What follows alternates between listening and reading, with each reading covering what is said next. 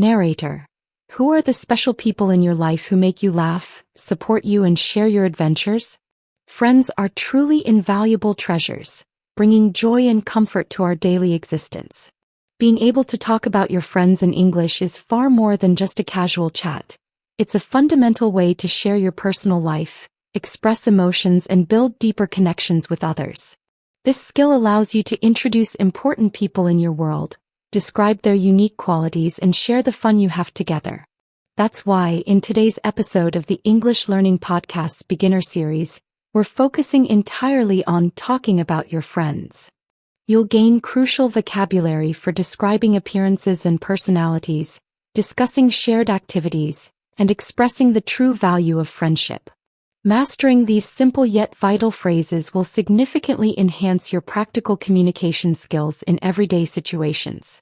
In this extensive episode, you're about to hear a natural and easy-to-follow conversation between two friends, Sarah and Tom. They'll discuss their close friends, sharing details about who they are, what they like, and why their friendships are so important. They'll use clear, simple English with repetition, making it easy for you to understand and start talking about your own friends confidently. After their discussion, we'll have a short, interactive practice session to help you actively use these new words and phrases yourself. Listen closely to their simple English and the helpful vocabulary they use. Get ready to expand your English skills and share your world of friends. Sarah: Hi Tom. How are you today? I was just looking at some old photos and many of them were with my friends. It made me think about how much I appreciate them. Do you have many friends, Tom? Tom: Hi Sarah. I'm doing great, thank you. Photos with friends are the best. Yes, I have a few close friends and then some other friends I know from different activities. I think it's important to have good friends. What about you, Sarah? Do you have many friends? Sarah: Yes, Tom, I agree. It's very important to have good friends. I have a few very close friends and then a larger group of friends I spend time with for different things. Can you tell me about one of your close friends, Tom? What is his or her name? Tom: Of course, Sarah. One of my closest friends is named Mark. We've known each other for a long time. We met in high school maybe 15 years ago. He's a really great guy. How about you, Sarah? Can you tell me about one of your close friends? What is her name? Sarah: Mark sounds like a longtime friend, Tom. That's wonderful. One of my closest friends is named Emily. We met in college, so about 10 years ago now. She's a very special friend to me. What does Mark look like, Tom? Can you describe his appearance a little? Tom: Emily sounds like a special friend, Sarah. 10 years is a long time. Mark is quite tall, maybe 185 centimeters.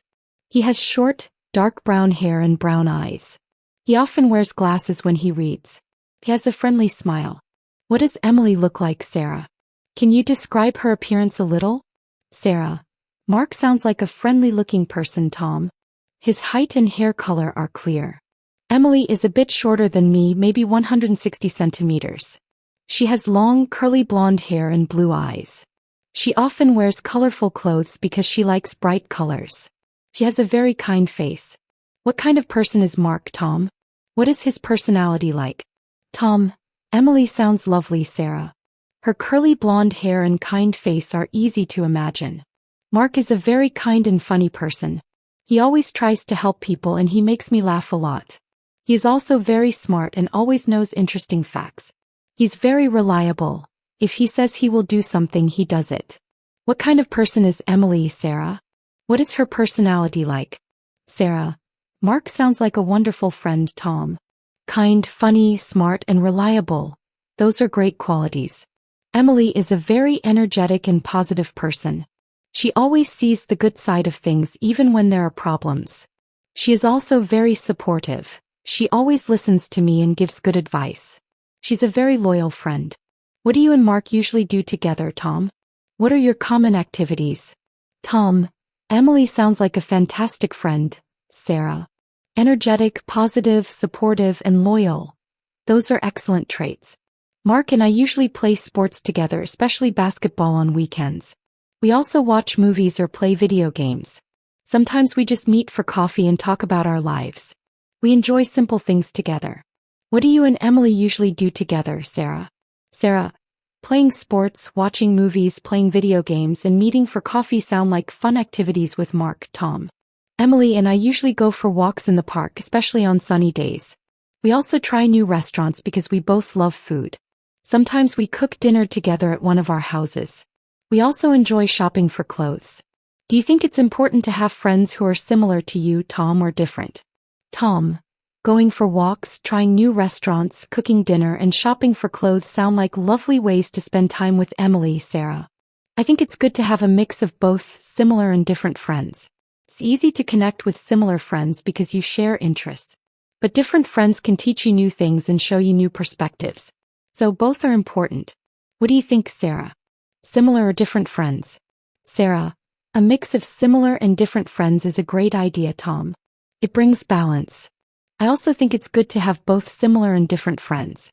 Similar friends understand you easily and you can share hobbies.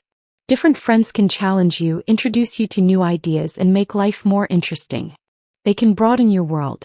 How do you keep in touch with your friends, Tom, when you don't see them in person? Tom. Keeping in touch is key, Sarah.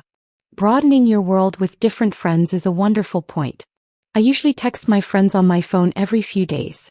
Sometimes we make video calls, especially if they live far away. And we often send photos or short videos to each other to share what we're doing. How do you keep in touch with your friends, Sarah? Sarah.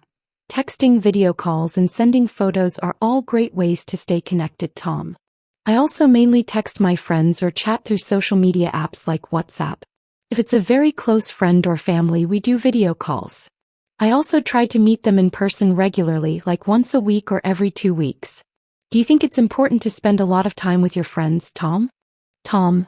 Texting, social media, and video calls are excellent ways to stay in touch, Sarah. Meeting regularly is definitely important. Yes, I think it's important to spend a good amount of time with your friends, but not necessarily every single day. Quality time is more important than quantity. You need time to connect, share, and support each other. Do you think it's important to spend a lot of time with your friends, Sarah? Sarah. Yes, Tom, I agree. Quality time is more important than quantity. I think it's important to spend regular time with your friends, whether it's once a week or a few times a month. It helps keep the friendship strong. It's also important to be there for them when they need help. What makes a good friend in your opinion, Tom? Tom. Regular quality time and being there for friends are crucial for strong friendships, Sarah. A very important point. In my opinion, a good friend is someone who is trustworthy and honest. You can tell them anything and they will keep your secrets. A good friend is also supportive. They encourage you when you're happy and help you when you're sad. And they should be fun to be with. What makes a good friend in your opinion, Sarah? Sarah. Trustworthy, honest, supportive, and fun to be with. Those are excellent qualities of a good friend, Tom. In my opinion, a good friend is someone who is loyal and always stands by you. They are also understanding and listen without judging you. A good friend makes you feel comfortable to be yourself. And they are reliable. You can count on them. Do you think it's easy to make new friends as an adult, Tom? Tom. Loyal, understanding, comfortable to be yourself with, and reliable. Those are perfect descriptions of a good friend, Sarah. Can be a little challenging. I think it's more difficult to make new close friends as an adult than when you are a child or in school. Adults have less free time and they already have their established friend groups. But it's not impossible if you join new activities or meet people at work. What do you think, Sarah? Is it easy to make new friends as an adult? Sarah. Yes, I agree, Tom. I think it's more difficult to make new close friends as an adult. We have busy lives with work and family. But it is possible, especially if you join clubs, take classes, or participate in community events. You have to be open and put in some effort. Have you ever had a friend who moved to another country, Tom? How did you stay friends? Tom. You're right, Sarah. It takes effort and openness as an adult. Yes, I have had a friend who moved to another country. My friend David moved to Australia for work a few years ago. We try to make video calls once a month and send messages frequently. We also plan to visit each other when we can, but it's hard because it's very far. We try to keep the connection strong. Have you ever had a friend who moved to another city or country, Sarah? Sarah. Having a friend move far away is tough, Tom. Video calls and messages are great for staying connected across countries. Yes, I had a friend, Maria, who moved to another city for university. We talk almost every day through messages and we try to visit each other every few months. It's easier than another country but still requires effort to keep the friendship alive. What is the funniest memory you have with a friend, Tom? Tom, visiting regularly and staying in touch often sounds like a good way to maintain friendship when living in different cities, Sarah. The funniest memory I have with a friend is when Mark and I were on a hiking trip. We got a little lost and he tried to use a map, but he was holding it upside down for a long time. We laughed so much. It was a silly mistake. What is the funniest memory you have with a friend, Sarah? Sarah, that's a classic funny memory, Tom. Holding the map upside down. I can imagine the laughter. The funniest memory I have with a friend is when Emily and I were trying to bake a cake together for the first time. We put salt instead of sugar in it by mistake. The cake tasted terrible, but we laughed so hard we cried. It was a complete disaster but a fun memory. Do you think friends influence our lives a lot, Tom? Tom, putting salt instead of sugar in a cake sounds like a hilarious and memorable baking disaster. Sarah, I'm sure you both learned from it. Yes, I definitely think friends influence our lives a lot. They can influence our choices, our hobbies, and even our thinking. Good friends encourage us to be better and help us grow. Bad friends can lead us down a wrong path. So choose your friends wisely. Do you think friends influence our lives a lot, Sarah? Sarah, friends influencing our choices, hobbies, and thinking and encouraging us to be better are all very true, Tom. Yes, I strongly believe friends influence our lives a lot. They can be a source of support, inspiration, and comfort. They shape who we become by sharing experiences and offering different perspectives. They also teach us about communication and compromise. How do you show your friends you appreciate them, Tom? Tom, friends as sources of support, inspiration, comfort, and teaching us about communication and compromise. Those are all great ways they influence us, Sarah. I try to show my friends I appreciate them by listening carefully when they talk and by being there for them when they need help. I also try to do small favors for them or give them thoughtful gifts on their birthdays. And I always tell them thank you for their help. How do you show your friends you appreciate them, Sarah? Sarah, listening carefully, being there for them, doing small favors, and giving thoughtful gifts are wonderful ways to show appreciation, Tom. I try to show my friends I appreciate them by being honest and loyal to them. I also try to celebrate their successes with them and comfort them when they are sad. And I always make sure to tell them how much I value their friendship. Do you think it's important to have friends from different age groups, Tom? Tom, being honest and loyal, celebrating successes, comforting in sadness, and valuing their friendship are all fantastic ways to show appreciation, Sarah. That's a good question. I think it's beneficial to have friends from different age groups. Older friends can offer wisdom and different life experiences. Younger friends can bring new energy and perspectives. It enriches your life. What do you think, Sarah? Friends from different age groups.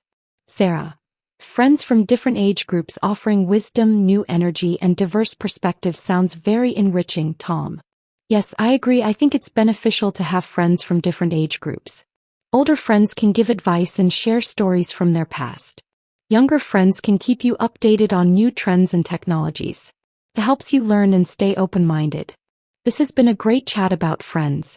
I've really enjoyed hearing about Mark and your memories. Tom, yes, it has been, Sarah. I've really enjoyed hearing about Emily and your thoughts on what makes a good friend. It's a very important topic. Sarah, it definitely is, Tom. Friends make life so much better. Well, it was really nice talking to you about our friends. I should probably go call Emily now. Tom, of course, Sarah. I understand completely. Give my best to Emily. It was really nice catching up with you and talking about all these valuable aspects of friendship. Have a wonderful rest of your day. Sarah, you too, Tom. See you around soon. Tom, see you, Sarah. Practice session. Your turn to speak. Narrator. All right, it's your turn to practice. I'll ask you a question about friends. Listen to my question, then say your answer aloud. Try to use the new phrases you heard today. Narrator. What is one good quality of your friend? Say it now. Narrator. Good. Now, what do you usually do with your friends? Narrator. Excellent. One more.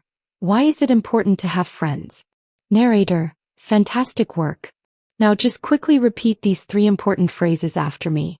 My friend is very kind. We play sports together. Friends are important for support. Narrator, you're doing great. Keep practicing talking about your friends in English. Conclusion. Narrator, wow, you've done an incredible job today. You just practiced a very personal and heartwarming topic. Talking about your friends in English. You can now confidently introduce your friends, describe their appearance and personality, discuss shared activities, and explain why friendship is so important to you. This is a tremendous step in your English journey. Remember to use these new phrases every day. The next time you see a friend or someone asks you about your social life, try to describe them or your activities in English to yourself or a friend. Every time you practice, you're building real confidence step by wonderful step. Keep learning, keep speaking. Don't miss our next lesson in the beginner series. Goodbye for now.